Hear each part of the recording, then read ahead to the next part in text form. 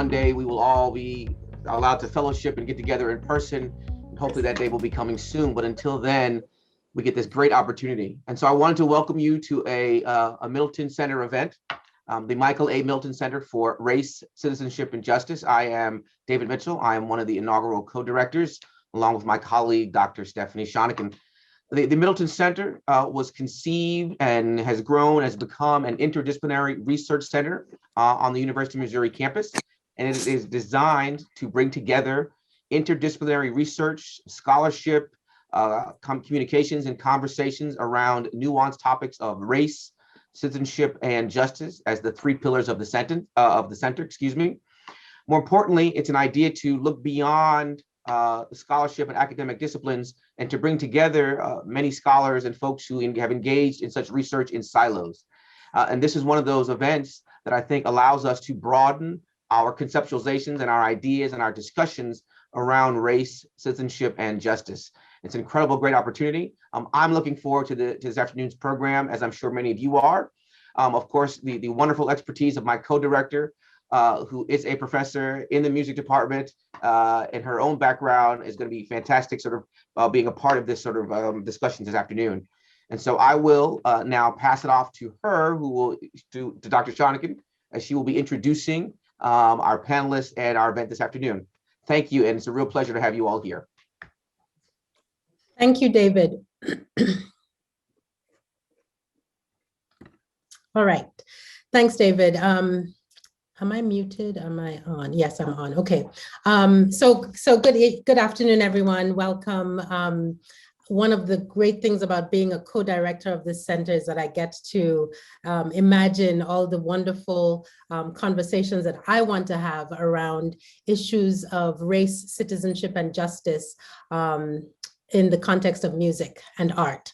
And my co-director, David, of course, keeps us on track in terms of the legal field and the social sciences, as he is both a professor of law as well as a PhD in sociology. So he's affiliated with our sociology department as well. So I think that we make a great team. And so today I'm excited because we get to approach a subject that has been talked about in the last few years, but perhaps not in the context of race, citizenship, and justice.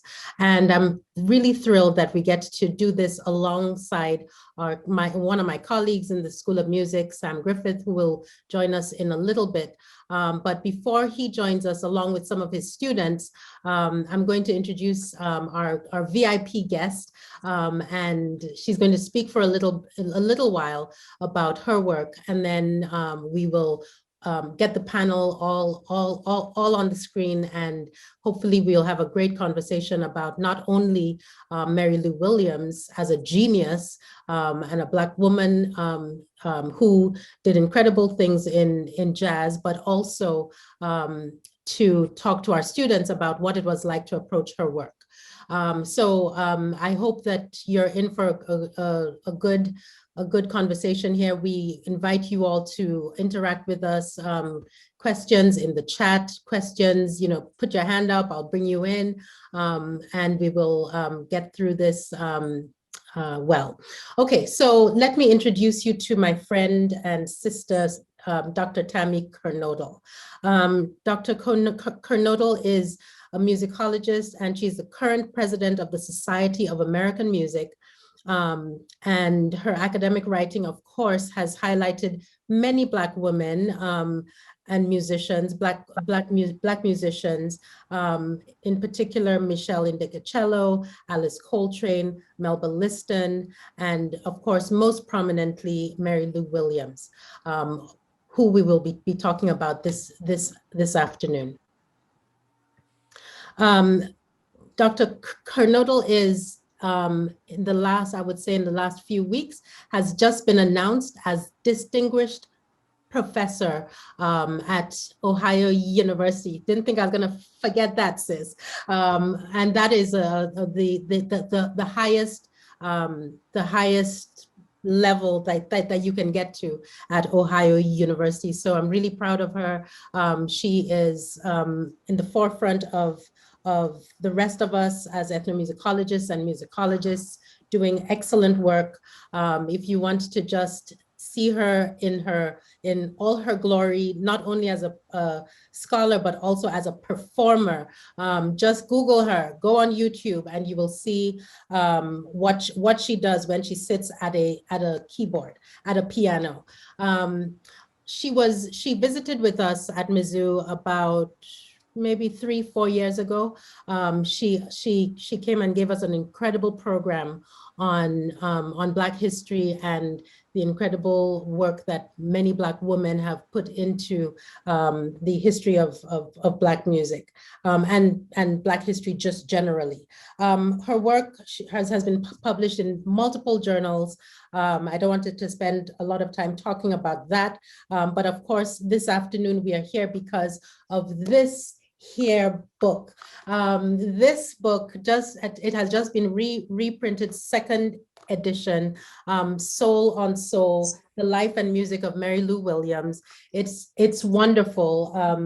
On the back, I'm just going to read what, of course, the great Sherry Tucker wrote on the back cover. It says, Soul on Soul remains at the top of my list for books that tackle the telling of a musical life.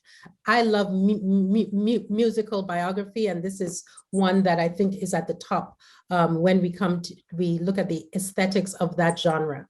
More than a biography of a musician or a treatise about one person's musical output, this is a holistic biography of the life and music of a Black woman artist whose personal, intellectual, artistic, and spiritual life happened all at once and never stood still, but that continued to unfold and transform more quickly and deeply than could be tracked by critics and historians.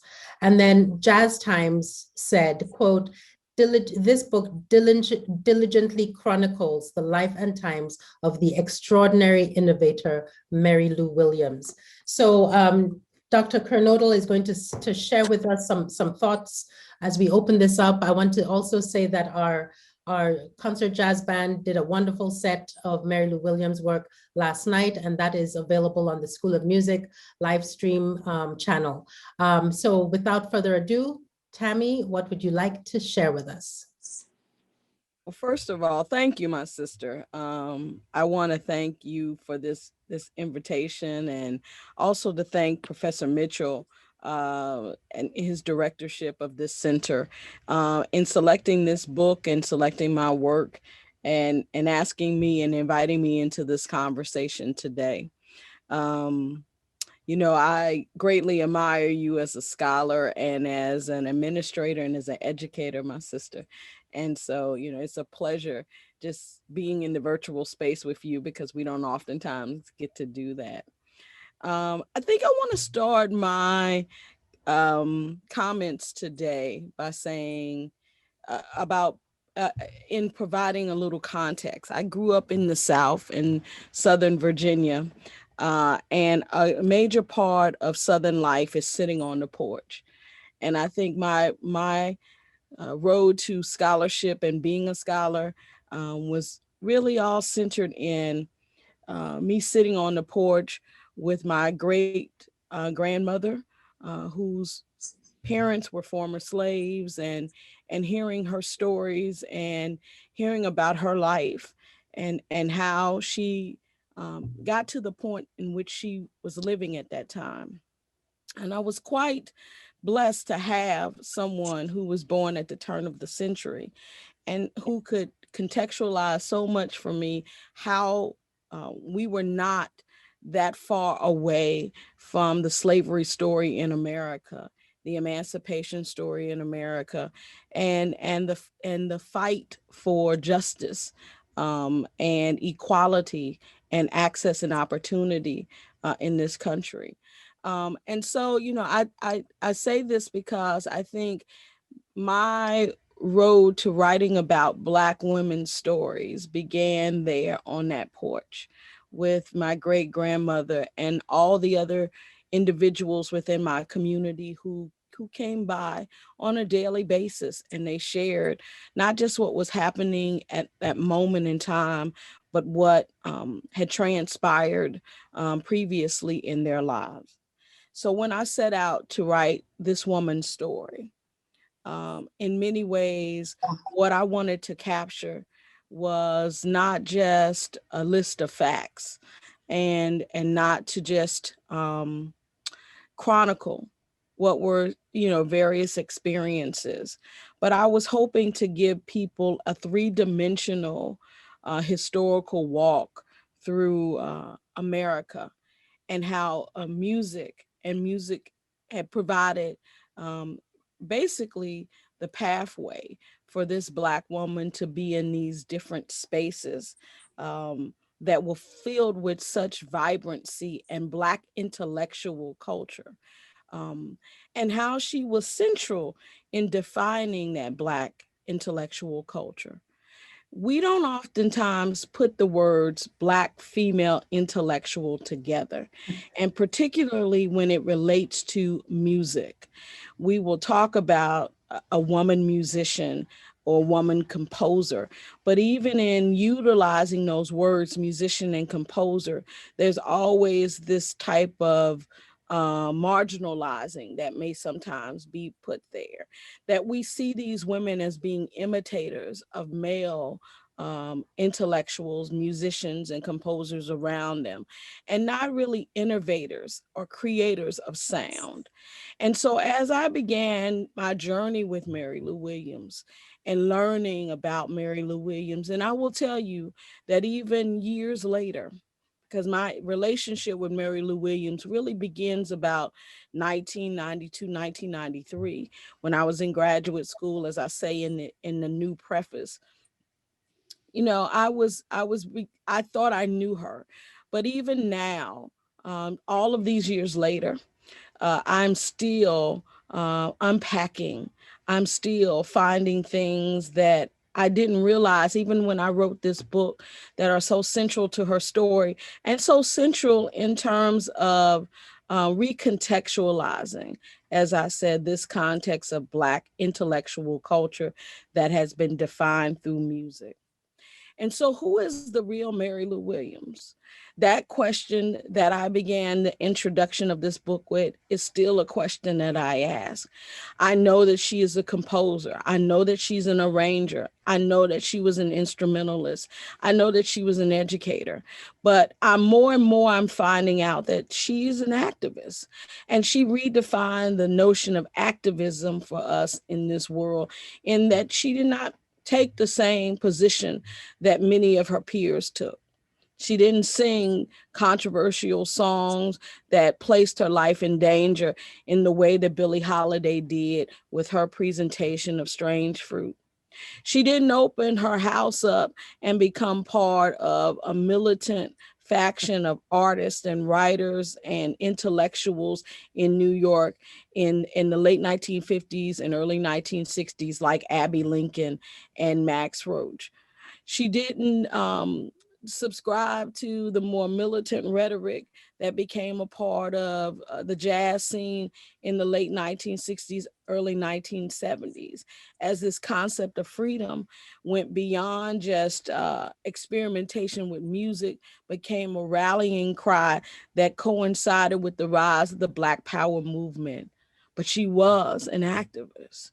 She created space for those who look like her, and those who shared an experience for her, and even those who didn't share the same experience, right? She constantly forged a pathway to expand jazz beyond the limited definitions that not only the cultural industry had utilized in trying to define this music, but also in their subjugation of the Black intellectual culture of her peers.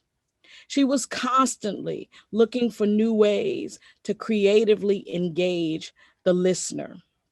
And so, unlike her peers that are championed much more, like Duke Ellington or Benny Goodman, or even a Miles Davis, right? We have Mary Lou Williams forging this pathway, oftentimes in isolation. largely because of her gender, largely because of the fact that she did not operate in an infrastructure that allowed her to have an orchestra at her hands at each time. But that did not stop her from constantly experimenting, constantly redefining sound, stretching the boundaries between what our definitions of jazz and other forms of music were. And even taking that music into spaces when no one had conceptualized them being, the Catholic Church in the 1960s and 70s, and offering to us in a way that speaks to this larger spirit of activism that I'm talking about, speaking to the spiritual need in everyone, the humanity in everyone, speaking to the poverty, the lack of faith, the lack of compassion, the brutality and trauma of war, and the trauma of that moment in time in the 1960s when violence marked our political and social culture. So who was Mary Lou Williams?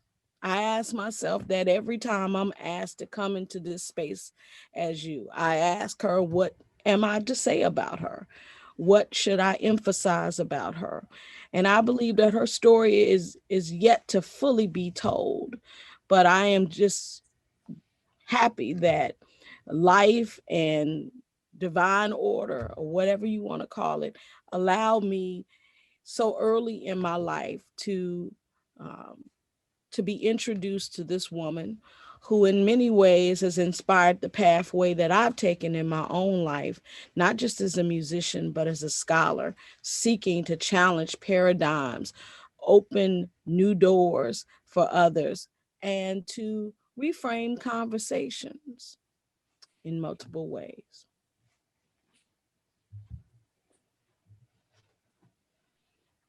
Thank you so much, Tammy. That was beautiful.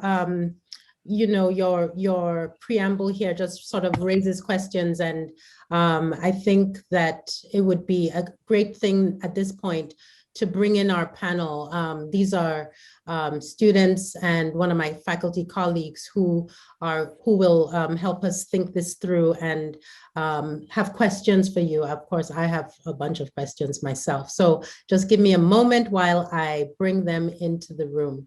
Give me a second.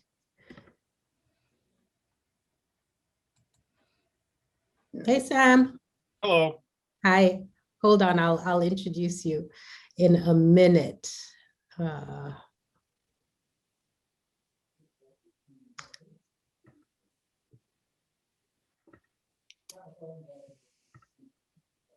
Hey, Piper. Hi, how are you? I'm good, thank you. I'm not much of a producer, so bear with me. I do this pretty slowly. And there's Andrew, and lastly we have James. Hey, Andrew. All right. So this is our little panel, and of course the panel goes beyond us. We hope that people in the audience will also join in the Q&A as well. So let me start with a quick introduction of my colleague. Dr. Sam Griffith is the man in blue over there. He is the director of our jazz bands, all iterations of jazz at the School of Music. He's been at Mizzou for what now, about 4 years now, Sam, and directs these wonderful students who, as I said, made a wonderful performance yesterday. So Sam, I'm gonna have you introduce Piper, James, and Andrew. Sure. Again, we're very excited to be here and talking about Mary Lou Williams music with everybody. We sort of planned a few different Mary Lou Williams themed events. Our concert last night being one of them, this panel discussion, and then a future recording that we're working on. And the students that I chose to be a part of this are students that are sort of operating on both sides. That they played last night's concert, and are also individuals who I've shared some of Mary Lou Williams' other music with, different movements of the Zodiac Suite, and they're sort of crafting their own arrangements of that particular work.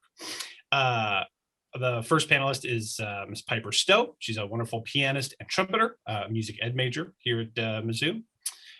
Secondly, we have Mr. Andrew Wheely, who's a wonderful clarinetist. He's a graduate student here and is a member of the new music ensemble, in addition to the jazz bands, but he also plays very, very good jazz piano. And finally, we have Mr. James Cookingham, who's also another graduate student here who's pursuing a degree in trombone performance, but has been heavily involved in jazz activities over the last year. Great. Thank you, Sam. Piper, did you do a solo last night? I did. I had one towards the end in Roll'em. It was lovely. I saw Thank that. you. It was really, really good. Thank you very much. You're welcome. So maybe we can start with, I'm sure that Tammy would like to know what it was like for you all to be introduced to Mary Lou Williams, and sort of any questions that you have for her as the preeminent biographer of this great artist.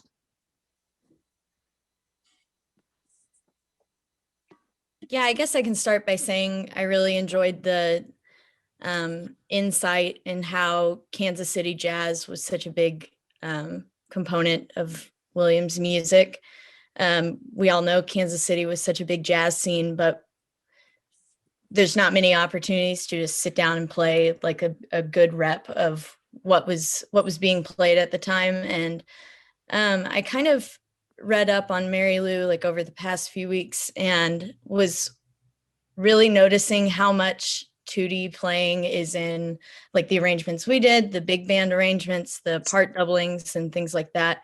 And I just kind of wanted to add that in for how it was interesting to finally get able to get like a good chunk of Kansas City jazz music in my experience as a jazz trumpet player. So just to kind of kick things off a minute. Great. Thanks, Piper. I think for me, the best part of the experience was seeing how close her ties to the evolution of jazz were. Because I believe the earliest piece we played was Mesa Stomp. I think it was 1926.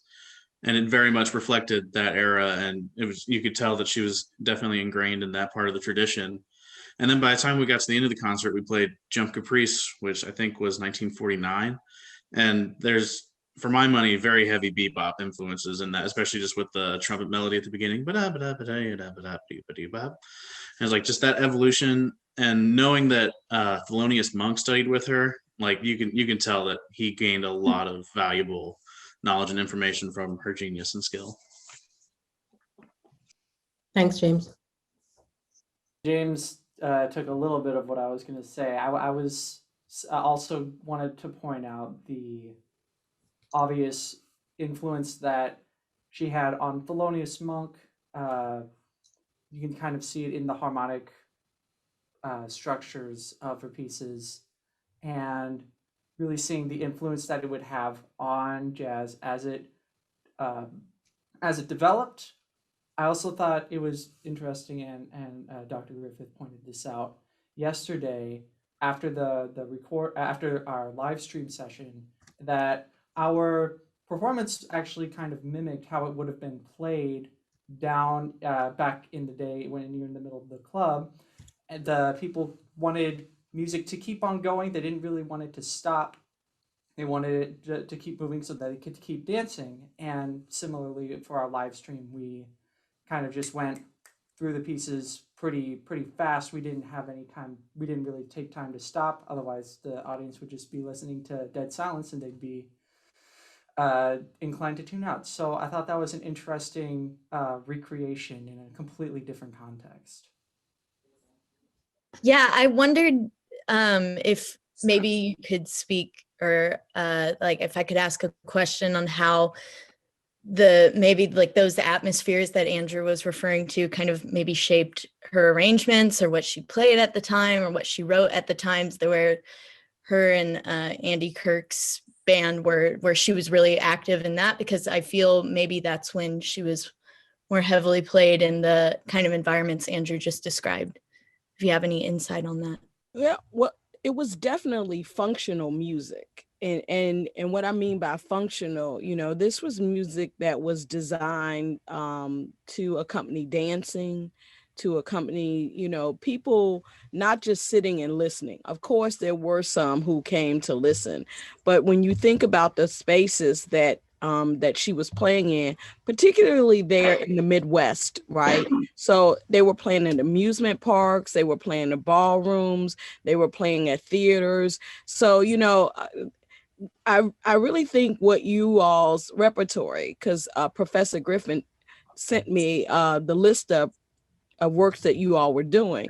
I was like, wow, this is a great spectrum in getting to know, Mary Lou Williams kind of as an arranger, from the very beginning. And also all the way up to, I don't know who that is. I know, I'm trying to mute them. I'm trying to see who it is. Carry on. All the way up to like kind of her late arrangements, because you all did Chunka-Lunka, right? Yep. Right, which is kind of a little later, depending on what arrangement you did, but you get a full sense of how her sound is evolving, but also how she's conceptualizing this in these different spaces.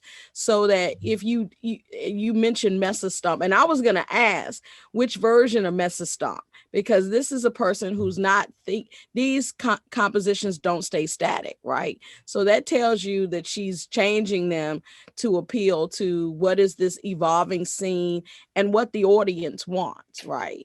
And so, the later Mesa Stomp really is catering to dancers, because it slows down a little bit more than what, if you listen to that original recording of that, right?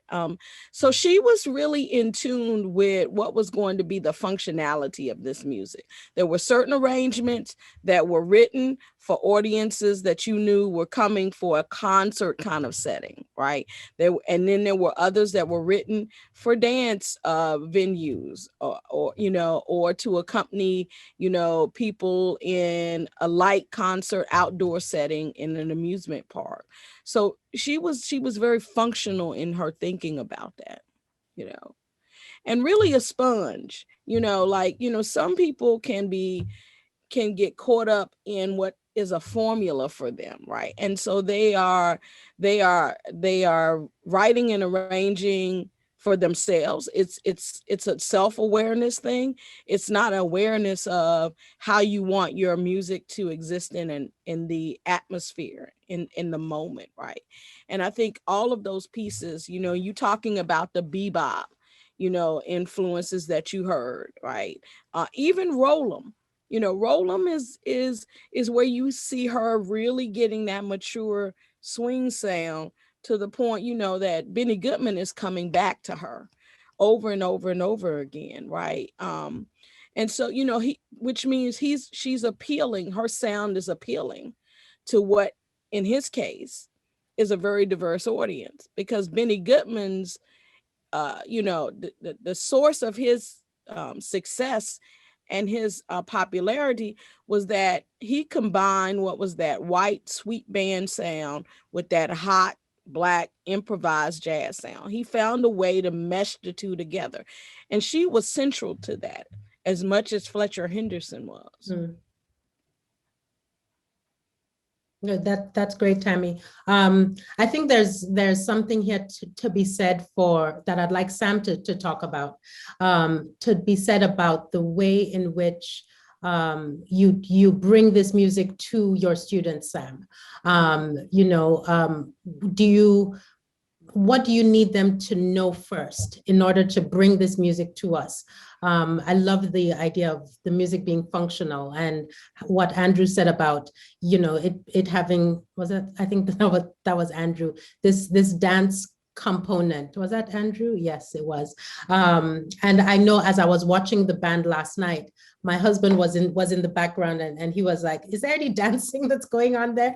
And I said, no, it's COVID. No one is dancing. If this were in person, maybe we would have a dance floor. I want to quickly acknowledge We Always Swing. The jazz series is in the house. John Posey's is somewhere in the audience. So I think that Columbia loves that idea of swing. But Sam, can you talk a little bit about your role as a professor, as a teacher? We know that Mary Lou was a teacher. She was someone who mentored and inspired some of the big names. So what is your responsibility here? And I'd love to see what your students also think about that. Sam? Yeah, so sort of going off what was already said, especially with this idea of function. I know when one of the things that I find most fascinating about Mary Lou Williams as an artist is just that she's got this arc that goes through so many different jazz styles, if we want to label it that way. I'm not sure I always like those labels. And when I was first learning about her music, I feel there's a lot of potential issues with the way jazz history is told. And like, we always know the artists that are heavily marketed, but sometimes we don't actually know the artists sort of that are actually like making the music. And as an artist who sort of went through all of these different styles, that's also sort of a rarity in the jazz world, because for one reason or another, we definitely have a whole slew of very famous artists who pass away either much too young or just sort of stay in their one area and don't ever leave that. So I was always very fascinated with the idea that Mary Lou Williams goes through all these, different sort of like stylistic journeys, I guess we could say. So when sort of like looking at the music we could potentially play and programming a set of music, it was important that we sort of made sure that we were covering a lot of different bases there that sort of were representative, at least of the music that she was involved with in the late 20s, early 30s. I mean, 30s, maybe early 40s, and then a little bit sort of like later on. Then in teaching it, I hope I try to relay some of that information, as it's highly pertinent to how we're going to interpret things. If we're playing a song that's in this riff-based style, or that's more connected to these dance styles of the late 20s, we're going to play eighth notes in this very specific way. If we're playing stuff that's more towards the end of the swing era, we're going to interpret it this other way. If we're playing songs that have this influence of bebop, that's also going to impact how we might solo, how we sort of feel everything. So in presenting this music, I try to make sure that we're sort of covering all of our bases from a stylistic perspective, but also understanding that this is all coming from an artist who is giving us this like wide range of musics for us to explore. Piper, James, Andrew, is that a reflection of how it comes? Yes. Tammy, any thoughts on? Yeah, I want to ask them a question. Can I ask you all a question? What was the most difficult thing you found in trying to interpret her music? Or did you have any difficulties interpreting her music? I'd say for me, in particular, I thought that creating an individual sound for each song was an interesting challenge. Because if you are complacent and in your approach towards a lot of this music, it can end up all sounding the same. But if you're really attempting to get into the music and figure out what each melody and what each harmonic progression is trying to say, you can truly make a different experience for each song, which I think is a really fulfilling way to approach it. I think one of the challenges for our band specifically was we're very good at, if you throw like late 30s, early 40s Basie chart in front of us, like that layback, like relaxed vibe, like absolutely can nail that.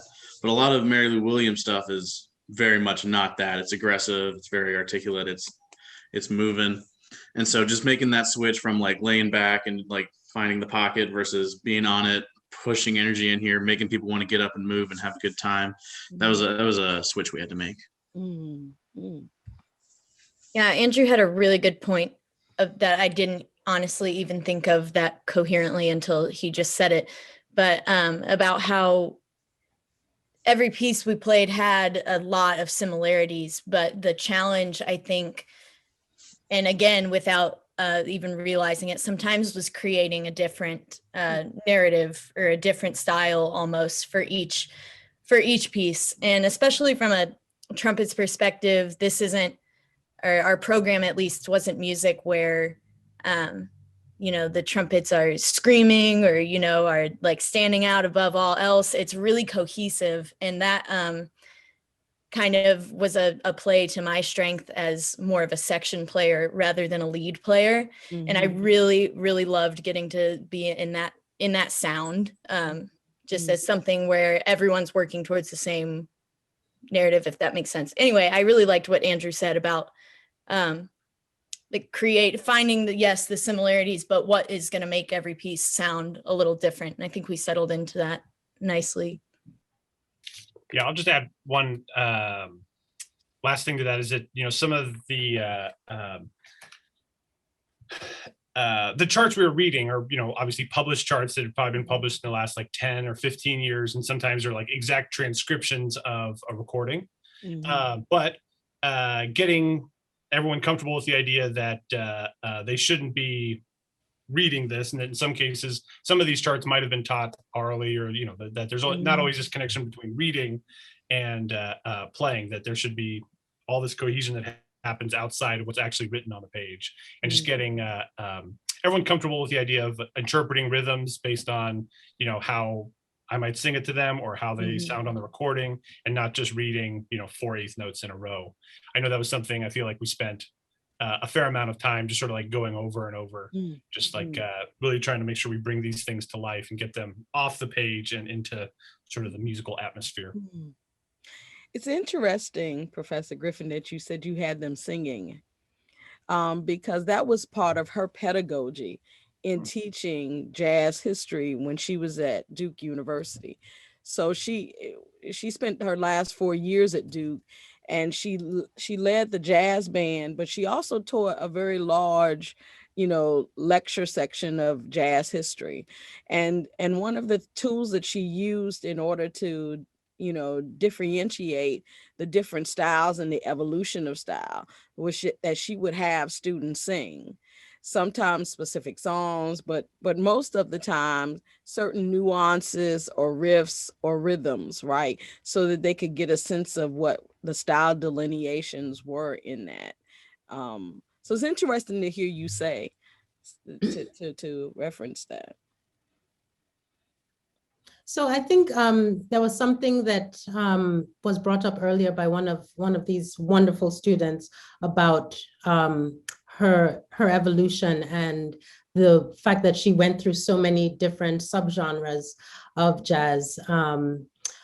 Tammy, could you talk about her infamous or famous, you know, that the tree, you know, Yes, the tree. Yes. Can you talk a little bit about that? Yes. So, you know, that was also a pedagogical tool that she began to use, because long before she moved to Durham to teach at Duke, she was involved in the Harlem Jazzmobile program. So she was really kind of, you know, immersed in this community-based learning and mentoring the next generation. And she felt like in the late 50s and 60s, that the way in which jazz history was being constructed and the way that it was being told was highly problematic in many ways. And other scholars have now, substantiated this. In many ways, jazz, because it was being employed by the State Department as part of diplomacy, right? It's diplomacy policy. What was happening was that the African roots, the Black roots of jazz, were being kind of whitewashed and diluted. And so, you know, there were the history was being skewed in such a way that it was there was this need to try to separate it from the spirituals and the blues and things. And so she wanted to remind people where this arc of evolution came from. And so, you know, this is another way that I also feel like there's an activist part of her education and the way that she's projecting the history, because what she's saying is very much, even though she adamantly says she's not a part of this, is really part of what the Black arts movement was doing in terms of its ideological framework of, creating these larger understandings of Africa and African American culture, and reclaiming this history that had been lost, right? And so when you look at that tree, she's saying, and this corresponds with her saying adamantly, openly, all the time, jazz grows out of the suffering of slaves, right? When we think about that in the 1950s, that's pretty radical to say that, right? It grows out of the suffering of slaves. So she draws this tree, and on the body of the tree, the trunk of the tree, are these different genres, spirituals, blues, ragtime. She calls it Casey jazz. And then on the leaves of the trees are all of these jazz musicians, who she sees that are the flowering of this. But then she's got this dead branch, right? And the dead branch is kind of the avant-garde free jazz, and rock music and stuff.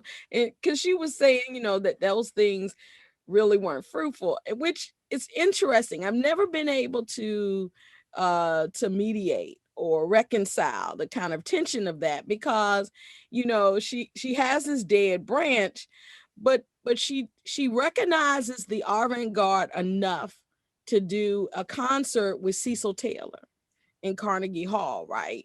They do this 2-piano concert, right? And Cecil Taylor, talked about Mary Lou being one of the people who really kind of inspired him and really kind of,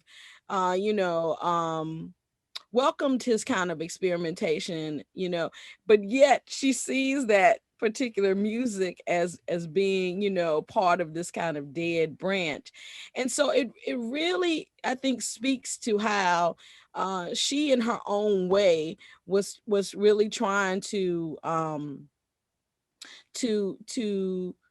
illuminate what was this larger history of the music, and in order to educate and mentor not just the next generation, but to mentor those who were just coming to the music as listeners, not really having a sense of what the music was really all about, because Coltrane draws a lot of people to the music. Miles draws a lot of people to the music without people going backwards to hear. They heard that music and they stayed there in that space. And so I think what she was trying to do was widen the conversation, but also preserve the history. Mm-hmm. Mm-hmm. I wish I had a picture of the tree. I should have thought about that, because I pulled it up as a graphic. Yeah, John has put a link in the chat. But if you do click on that link, you will see some variations of the tree. They've kind of jazzed it up and added pictures. The original one is just a real, like she's writing on these leaves. It's pretty genius. Yeah. I see we have a question from Pete. Pete, come on in. First of all, I just want to say, Dr. Kernodl, this book is fantastic, and I appreciate your work and your research. I really enjoyed it, and what I wanted to ask you about was some about your writing style. I really enjoyed the fact that you provided the context for basically every situation, whether it was rent parties, whether it was kind of the status of jazz in the late 1940s, whatever it was, you gave us some information, and then you also went immediately back into her story, which I thought was it didn't Robert Carowize this and make it like a 600-page thing about someone's neighbor. You went right back to to Mary Lou Williams' story. So I just wanted to know a little bit more about kind of your writing style and who were some of the your writing influences or mentors that led you in this project. Well, Pete, can you quickly introduce yourself and tell us where you are in the community as a colleague of mine? Sure. I'm in my office. That's not what you meant. Okay. No, that's not what I meant. I'm a teaching professor in school of music, and with Dr. Griffith, he and I teach the jazz, pop, and rock class, and I handle the pop and rock portion of that, and as well as work with Marching Zoo. It's nice to meet you. Nice Thank to meet you. for what you've said about my book. So I will just tell you, I've always been, I started off talking about the stories on the porch, but I've always been like a history geek as well. Like, you know, I have Netflix to look at documentaries, not old TV shows. Like, so I'm one of these people who is constantly immersing in facts. This is not an optical illusion behind me. And so, you know, what I wanted to do was, in writing this book, first of all, I wanted to write a book that I felt like could speak to multiple audiences. I wanted the people in the academy and in the field to come to this book and not feel like this book was not engaging enough. But I also wanted to speak to the non-academic, and but most of all, I wanted to be able to hopefully create these spaces where you could feel like you literally were standing in Harlem and experiencing this, or you were standing in Kansas City in the 18th and Vine district, right? And you could smell it, you could hear it, you could feel it. Like, I wanted people to not feel like they had to wonder what those spaces were, but for you to understand what she was encountering at that moment in time, and so that you could understand the music that was coming out of that time. I literally tried to interview every single person who ever played with her. I did. That was my goal. Some people were open to it. I had a couple of folks, I ain't gonna call nobody's name, you know, who were real disrespectful when they found out they couldn't get paid, right?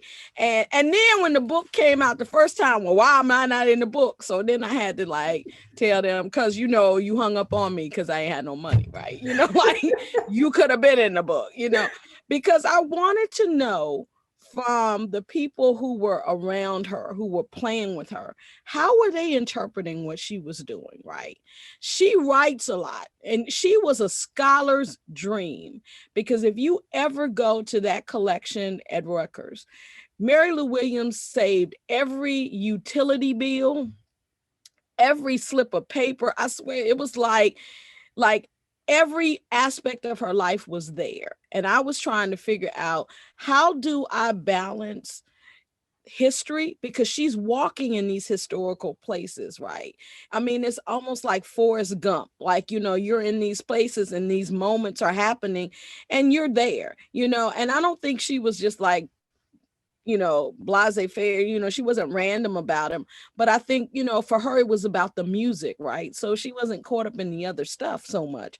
So I wanted to capture those spaces. I wanted to write her in the context of African-American history so that people would understand this is not separate. This is not happening in a vacuum, but I wanted to give you as much of the music as I could without being very complex with the conversation about the music. So I read a lot of things. I read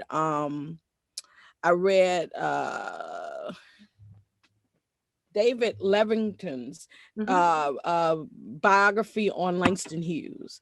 I read Judith Tick's biography on Ruth Crawford Seeger, right? Because I said, you know, you got to deal with the gender. So I was dealing with a lot of different disciplines in that area, you know, and a lot of different contexts, right? Because you got to deal with gender, you've got to deal with race, you've got to deal with the politics of the music business, you've got to deal with all of these things, you know, spatial locations and identities and the geopolitics of jazz. You know, I knew all of those things, and religion, right? Which is where I started that journey, you know. And so like, I literally, as a Baptist woman, you know, had to learn all I could about Catholicism. So I had to go to Catholic churches, and I really had to immerse myself in that, you know. So I went and I pulled, in some cases, just as many non-musical sources as I did music sources.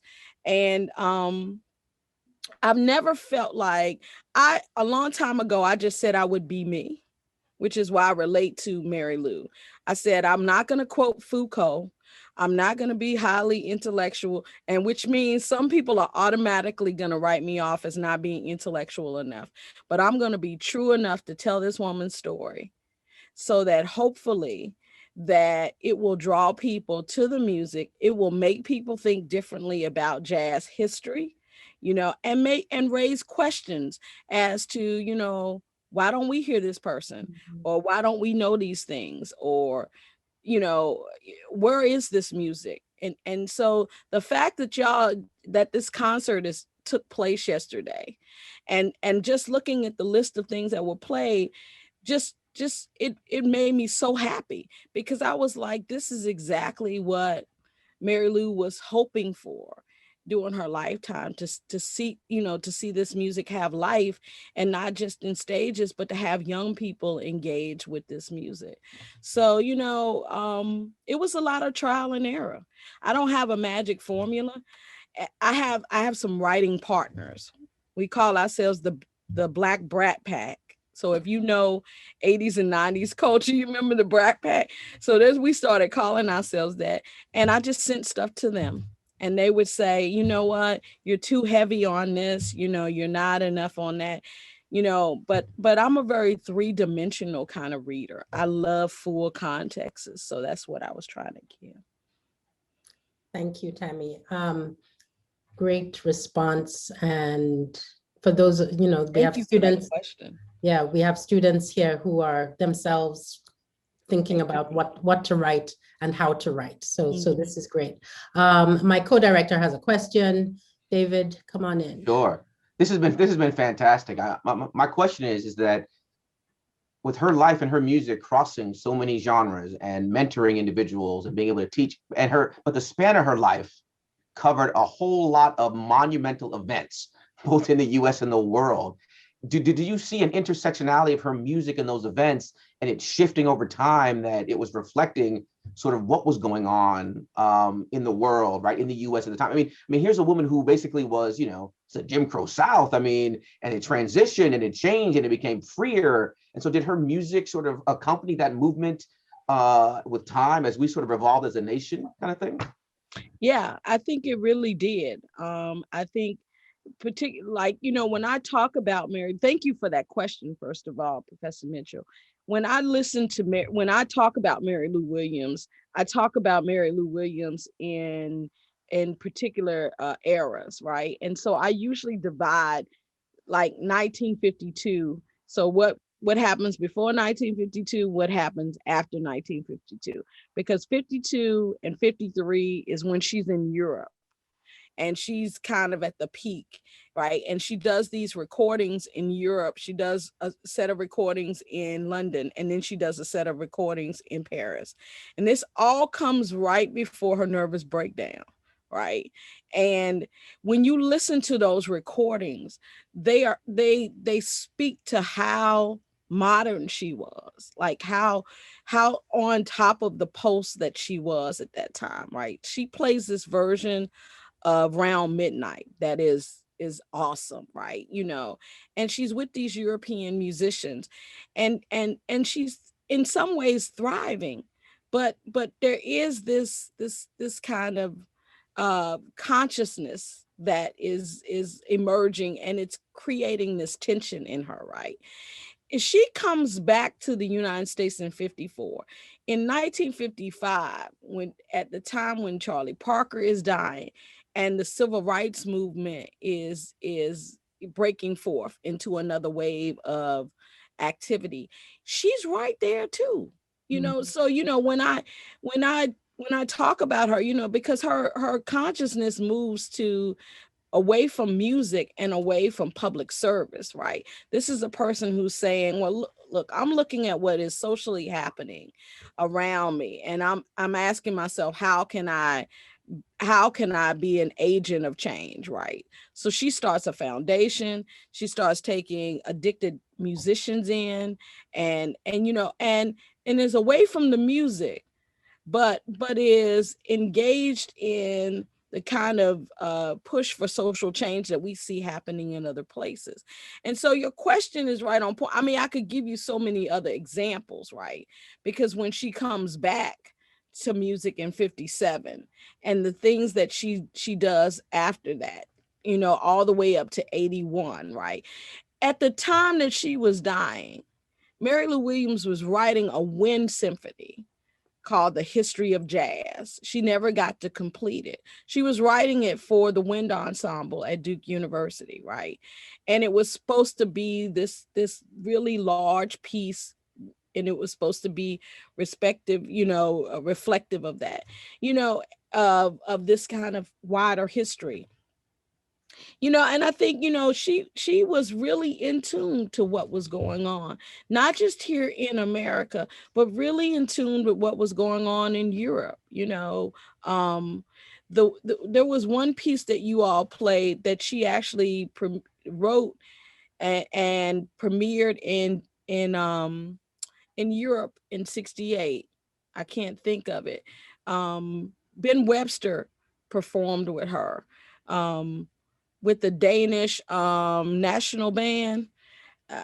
It'll come to me. But that was like 68, 69. So she's in Europe at a time when she's engaged with the Catholic Church when the Catholic Church is beginning to talk about civil rights, is beginning to talk about what is this history of colonial occupation in Africa, in the Caribbean, in Asia, and all of these other places.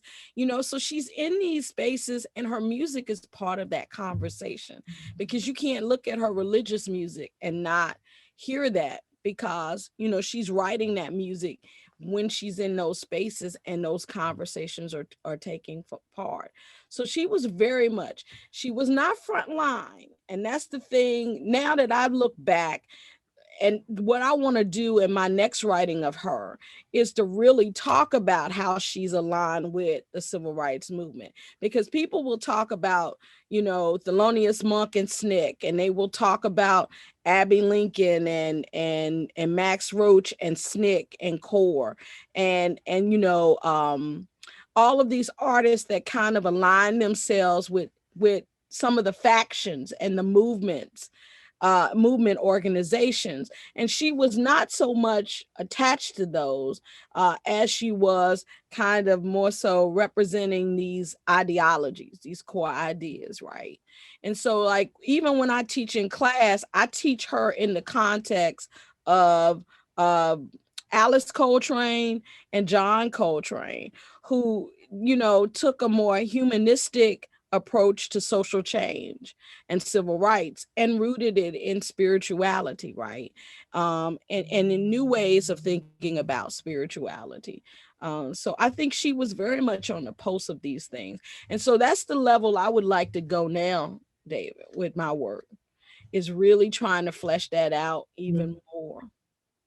Tammy, is the work you were trying to remember, John just put this in the chat, is it Aries Mood? Aries Mood is one of those that she did. I'm thinking that it is, did I write it in my notes? So while you're looking for that, Tammy, let me. Oh, it is Chunkalunka. Chunkalunka Okay, too was Chunkalunka. done by the Danish orchestra. Yeah. Great. Sam and I have been going back and forth because we actually can't remember if this is 60 minutes or 90 minutes. So why don't we, I'll ask one more question, and I would like to pose this to all of you. I'm really interested in what the students have to say about this. And this is a question, okay, 90 minutes. Okay, that's what we had said. All right, let's do this question. Then if there are other questions, we'll bring them in.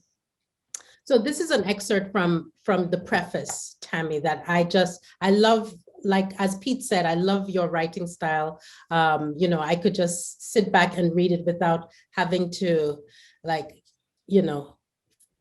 it's not heavy in that sort of, I'm an important professor style. And it's also not a Robin D.G. Kelly Thelonious Monk book, right? Where you have to go back and read on all the best friends and so on. Like, I don't know if I want to know about all the best friends, but but so this is a book that gives us a clear picture of who Mary Lou Williams is.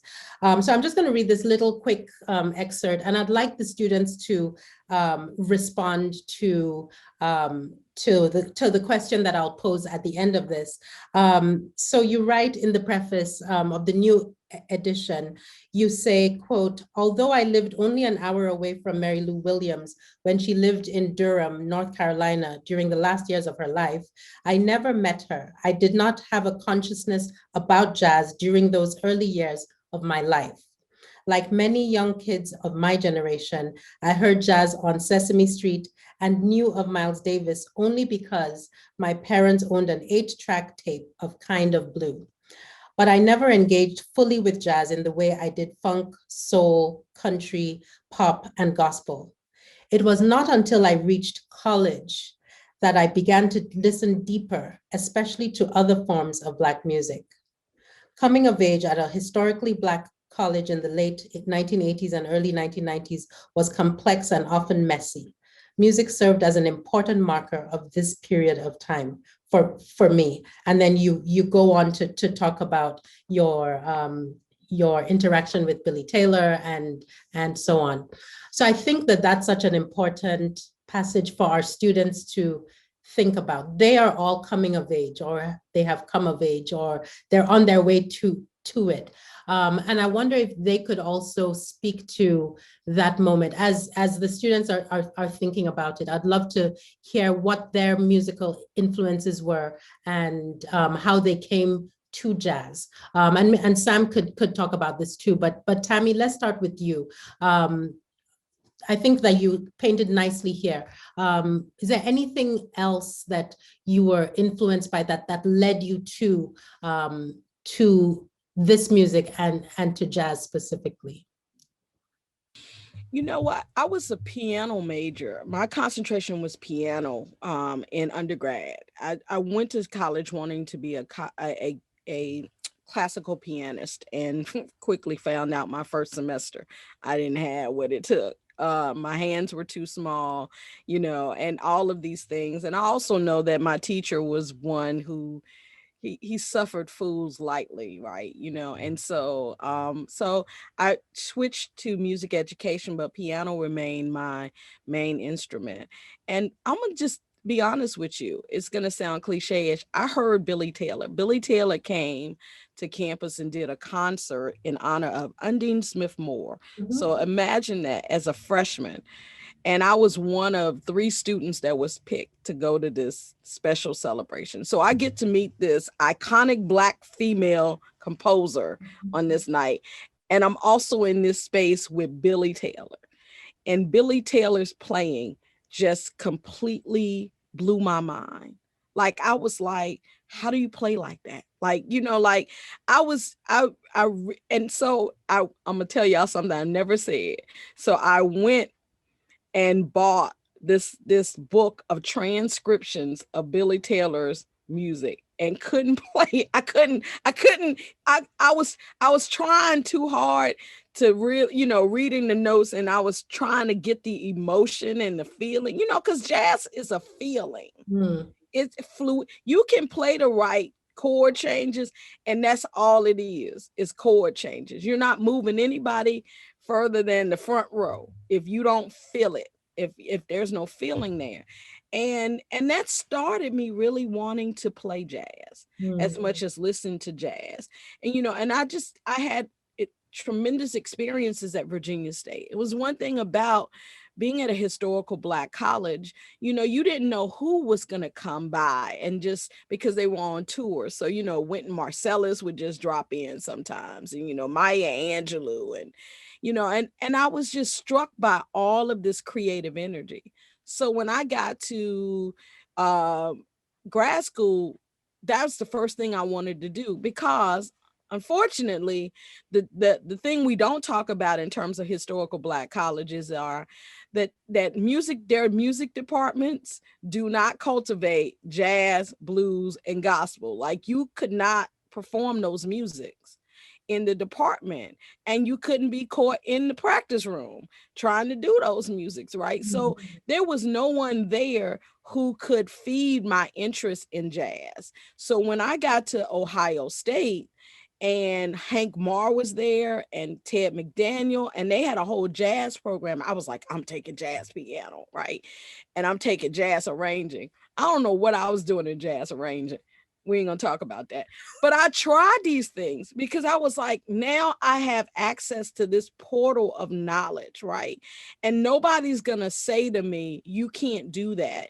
Practice your Bach. You don't practice this right. And so, that was an awakening for me. And it started me on this kind of journey.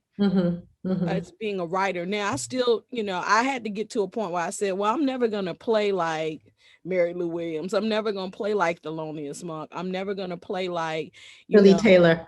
Yeah, Billy Taylor. Some of these people I love, and I love them, and I had to make peace with that and just say, well, I'll find myself and find my voice, And you did, sis. You sure did. So everybody has a journey. Piper, what's yours? What a question. I think I'm a lot of what Ms. Kernodl said was like really resonated with me, and how coming to college kind of like opened my eyes to what I could do with music. Because I've always done music. That's always been more or less what I'm good at sometimes. But it's always been my interest and my hobby. But I don't think it was until I got to college, which sounds weird because it's only been about 4 years, but until I realized what I'm comfortable with, or what I really like, what I really thrive in, or what I want to spend more time on, what I need to spend more time on, but don't want to, those kinds of things. But I think I always grew up with that without knowing it, because jazz and just music is very inherent in my family. But I didn't know all those things. I didn't know how much it meant for me to like really explore music and to question how it plays out in my own playing until very, very recently, probably more recent than 4 years, like 2 years even.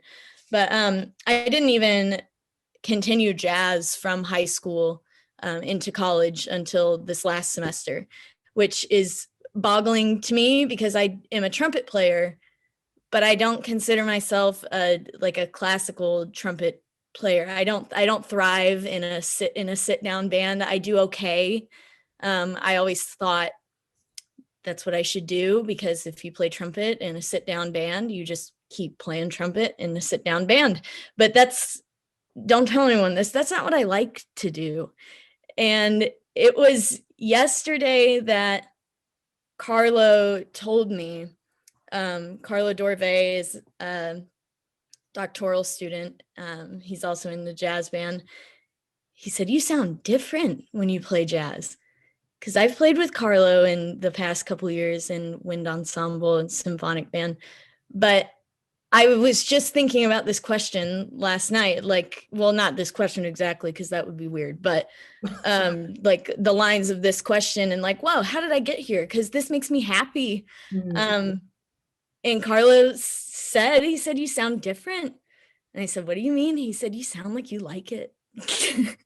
and I said, yeah, I think I do. And so that's kind of where I'm at right now in that musical journey, is I'm figuring out, you can do what you like to do, and you can find what you like to do, and you can pursue it, and you don't have to follow the same track that you think you're going to. And as a music ed student, that's what I want to continue to pursue. And I need to do some more finding out about myself in that process too, before I can focus on how I'm going to share that with students. But this kind of turned into a long and winding road of an answer, but hopefully it gave some insight. Loved it, Piper. Loved it. That's exactly what I'm asking for. Tammy, you good? Yep. I want to hear from Andrew and James before I respond to that. Okay. But I resonate with Piper. I want to hear from the other students. Do you mind sharing? Yeah. So the thing that I kind of picked up from most just listening is that the importance of keeping an open mind and allowing yourself to try out new experiences. I grew up with music. Our family was a pretty musical family, except for my dad. He knows how to play chopsticks and Birch River Canoe. That's about it. But my mom grew up with a piano in her house, and so I grew up with the piano in my house. And I ended up taking lessons from a pretty young age, and it was just kind of something that I did because my mom told me to do it when I was a little kid, because that was just what you do.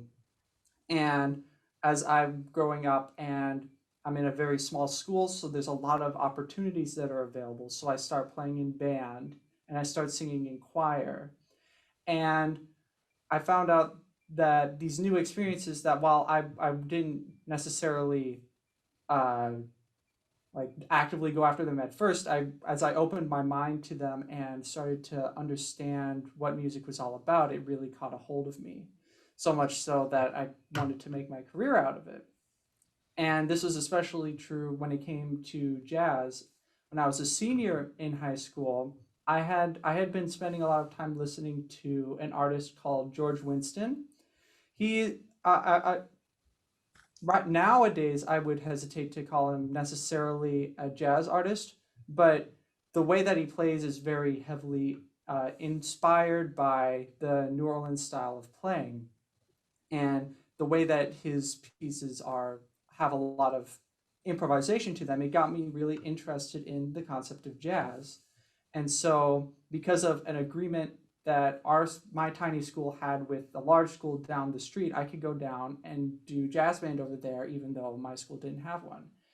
And thanks to a really really amazing teacher, uh, I really opened my eyes to the possibilities that were afforded by jazz, and it really sparked a fire in my heart that I really wanted to continue playing this music and continue to explore what it means. And if I had just closed off my mind and said, no, I don't really care, I don't want to learn about this kind of music, none of that would have happened. And so I think this is really important for what you were talking about earlier, where at the university you didn't learn about like gospel music or soul music, and you couldn't even be caught dead playing in the practice rooms with them. That I feel like that takes away a lot of opportunities for people to learn new experiences and to broaden their horizons and expand their perspectives about people and cultures and music that's completely different from them. I feel like the way that I have learned jazz has impacted my playing in the fine art realm and vice versa. And I feel like I would be a worse off musician if I didn't have either both experiences working in tandem. So I think that the idea that we should be open to new experiences and we should be willing to look at these ideas that may not be familiar, we can really learn something from them and grow from them, I think.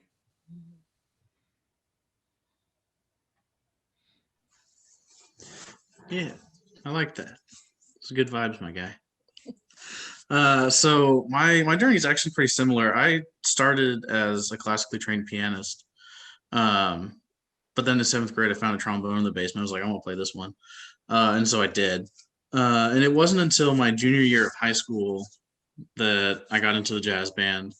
And I also made all district jazz that year. And at that point, jazz was just like, oh, I like being in music, and this is another ensemble I can play in. But then we played a chart, Basie Straight Ahead from the 1968 album arranged by Sammy Nestico. And that chart just literally changed the way I saw everything. Because like the shout chorus is like ba ba da da da da da da ba da ba da ba da da ba. And my classically trained mind was like, what just happened? What was that? I'm like looking at the music. I'm like, I don't even know how to read that. It's like, it's not 1, 2, 3, and I'm confused.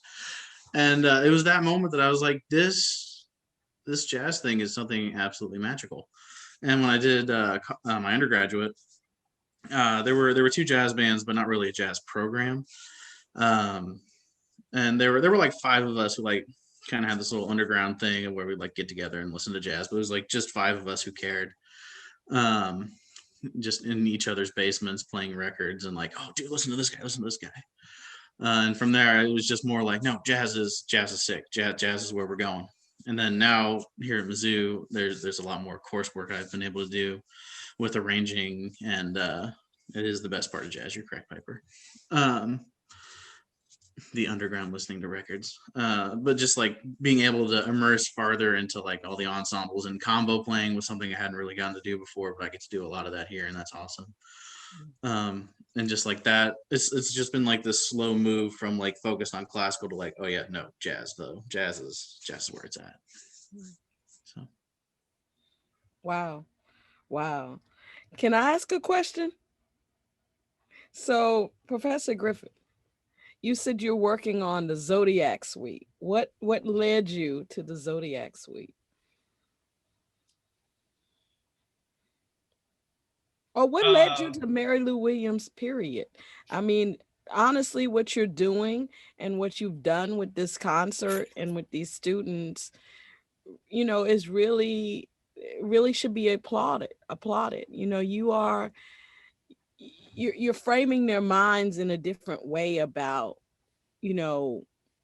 what's necessary, playing and listening and knowledge in this space, right? That it isn't the same old people. That nothing wrong with the same old people. Now, I'm not saying that. I'm not one of these people who says the canon has to be thrown out. I think the canon has to be expanded. We set another seat at the table, but we put these things in dialogue with one another. And, I just want to know your perspective. What led you to this, to undertake this? When I was working on my doctorate, I took a fantastic doctoral seminar on Kansas City jazz, where basically the class was just taught by the students, and each week we had to give like a half-hour presentation on a new jazz artist. And so like quickly after a few weeks of that, I was just infinitely more aware of artists that I had no idea about before that, which then started like this whole research interest of my own into the music of Kansas City and Kansas City as a whole in the early part of the 20th century. And of course, like, when you get into that space, one of the names that just pops up all the time is Mary Lou Williams. And I couldn't stop listening to Walkin' and Swingin'. Like it's that for me is just like, it's just like, there's so many amazing things about that particular tune, and it's just like very catchy, and just like I can probably put it on at any point of the day. And I've sort of like that tune especially, but just a number of things I've sort of brought with me everywhere. It's important to me every few years to make sure that I present something about the music of Kansas City, because I think it's sometimes easily forgotten. We generally, I think, associate New Orleans or New York as these like jazz capitals, and Kansas City has this special relevance that sometimes I think it's clouded over, at least in terms of the way it's written about and discussed in terms of like jazz history textbooks and stuff. So I think I just imagine that as sort of like just doing my part of making sure that some of these traditions don't get lost. With regards to Mary Lou Williams, it was something I'd been wanting to do for a while. I think 4 years ago, I think we had played Roll 'Em and another one of her tunes as part of a larger sort of Kansas City thing. We'd done a few like more modern things with like Bobby Watson and whatnot. But I really wanted to just sort of like focus in on Mary Lou's music. And Dr. Schoenecker and I had a few conversations in October and November about possibilities of things. And then that led me to just looking into the Zodiac Suite as another sort of outlet for things, and trying to come up with a, potentially a creative way that could engage the students in working with that. And lucky for us, we were able to find the scores for the like orchestral version of it available, which we were able to get. And then I sort of approached the students about it and gave them a little bit of history and sent out a few different recordings of it. I encouraged them to check out the trio versions of them. And then they all sort of got back to me with suites that, or movements that they wanted to pick out and then adapt in their own sort of different ways. And we're sort of in the process now of collecting all of those. And then we're going to go, I think we're going to record them as sort of a special project along the side. Oh, wow. Wonderful. Wonderful. You are the third person I have talked to this week that is doing something with the Zodiac Suite. Uh-oh. Seriously. Aaron Deal is actually recording something right now. So I'm happy about that because that piece really speaks to, you know, how she was experimenting outside of, you know, the traditional jazz arrangement. And for a long time, it just kind of languished. It, you know, especially the orchestral version of it. But thank you for your work, and thank you for continuing to expand the conversation about jazz. Yeah, so this program came together, it was Mary Lou Williams first, and then I was like, well, I happen to know her biographer. So it was just serendipitous. But I also want to acknowledge Sam because he and I have had conversations about the fact, you know, of jazz, the way we teach jazz and the way jazz is sometimes whitewashed, and we forget to go back to that tree, you know, and acknowledge where it comes from. And as I said on the chat, what Andrew just said about, you know, how much we can learn from each other when those doors are all open. And I also like, Tammy, what you said about it's not about kicking out Beethoven. It is about sort of including other people at the table. I want to acknowledge my dear friend, Sharif is a wealth of knowledge. He runs a radio show called the Jazz Exchange every Thursday from 8 to 10 p.m. right here in Columbia on KOPN. Sharif, you have a question, any thoughts? Because you're a wealth of knowledge. Okay. We can't hear you, Sharif. For some reason, we can't hear you. You're not muted, but we can't hear you. Okay, it's probably my computer. So we can hear you a little bit now. A little bit now? Okay, I want to thank Dr. Kernodl. I'm ordering your book tonight, God willing.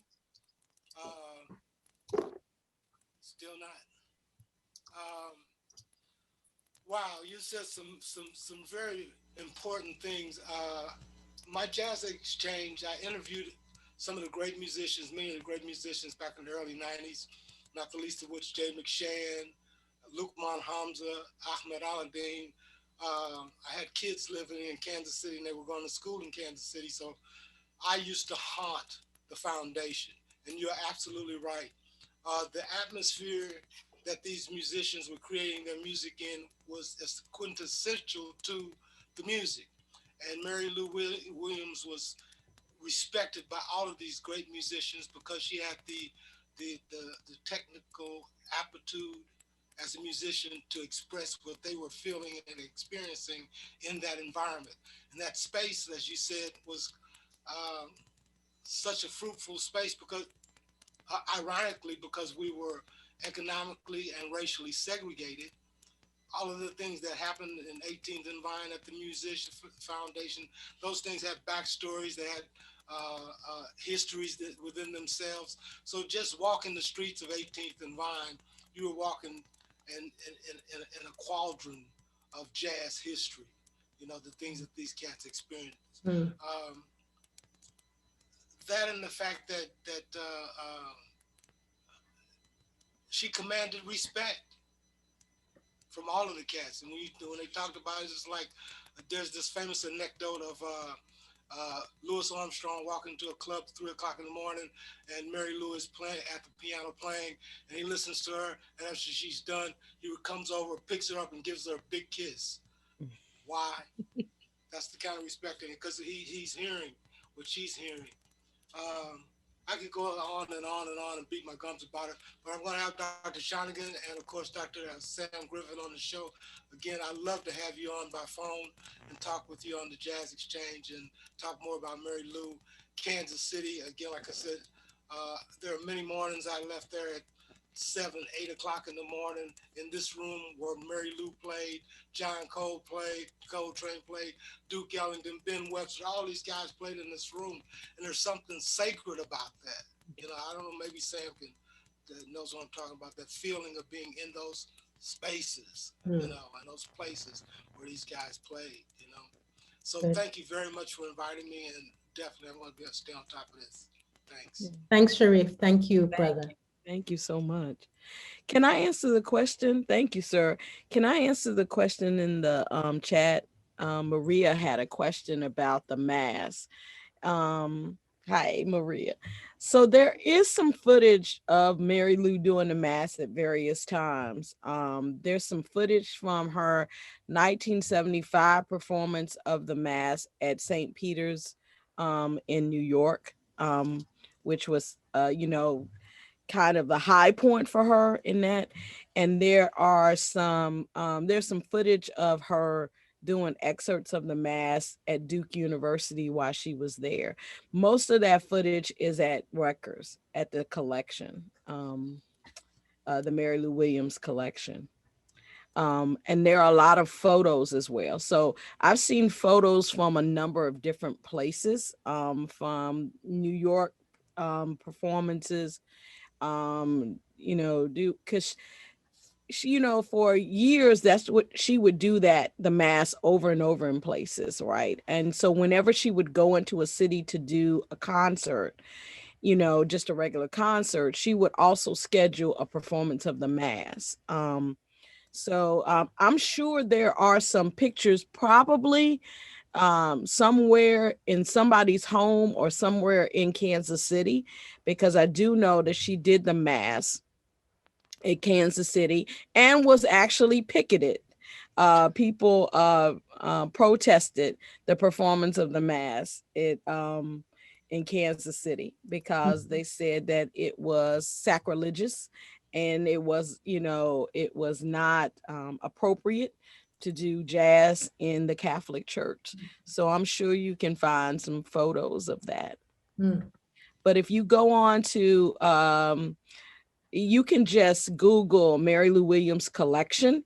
And what's wonderful is that they've digitized some things so you can actually see a slideshow of different pictures and different ephemera from throughout her life on the website. But there's much material there in Newark. Okay. Do you happen to know what church she performed at in Kansas City? I can't think of it off my head. I know I write about it in the book because when my first visit to Kansas City for the Charlie Parker Festival, many, many years, like 98, 99, there was a person who came to my talk and they said, I was there, my mother took me to see Mary Lou Williams, and how influential that was. And this person actually shared not a picture of Mary Lou, but she shared a picture with me of that moment. And so I can take down your name and find a way to email you, or if you want to look me up, you can email me and I can find a reference to that. But I write about it in the book in the latter part. Okay. Because it's a major, you know, she comes back to Kansas City. And so this is like a homecoming. And so she, you know, is doing this performance, but the performance is picketed, you know, people are protesting. Thank you. Mm-hmm. If you all have never heard the Mass, I recommend it. It is one of those experiences that I remember asking a young Black woman when I was at the University of Massachusetts. She was going through a lot. There was some racism, there was some sexism. And I asked her how she was getting through it. And she said she listened to the Mass, that the Mass is what took her through it. So I think everybody will approach that piece in different ways. And you'll come out with probably some really interesting revelations about jazz and religious music and sacred music as well. All right, folks, so we are at our 5:30 mark. We could have continued on for another 30 minutes, I'm sure, but are you on Eastern time, Tammy? I am. Yes, so it's dinner time, sis. Oh, but I've enjoyed this so much. Thank you all. Thank you. Thank you. You're so welcome. Thank you for doing this. You know, whenever I call you, you always say yes. And, you know that you can call on me anytime, but this is the book, Soul on Soul, The Life and Music of Mary Lou Williams. You can find it on Amazon. You just put the name in and it pops up. It's reasonable price as well, because it's paperback. There it is, exactly. Again, Tammy is the distinguished professor of music at Ohio University. So Miami. You can get me I always fired. say that. Miami Okay. University in Ohio. In Ohio, that's right. My bad. Ohio U is our rivals. I know. I should know that. I just know that you're The in real Ohio. Miami. I'm at the real Miami. There's a note here from our colleague Michael Bakan, who is at Florida State. Michael, where are you? Are you still in there? Say hello, Michael. Hey, hello, how are you? Oh, I look very strange. I have like a giant wide face. I don't know what's happening there. Anyway, yeah, it was great to hear you, Tammy, and thank you, Stephanie, for putting this together. And your students are absolutely brilliant, and it was wonderful to hear all their wisdom as well. So thank you for letting me be a part of this. Absolutely, and Michael, we share a student. Of course, you've got our Abby right. in your program now. And she was one of ours first. So I had to put you up here. We thank you for that too. Absolutely. Okay. So thank you, everyone. Piper, James, Andrew, thank you for joining us and for sharing so candidly and, and so honestly about your journeys and your journey with this music and with jazz. Sam, always a pleasure to collaborate. And again, Tammy, thank you. We'll be in touch soon. Thank you. All right, everyone. Good night.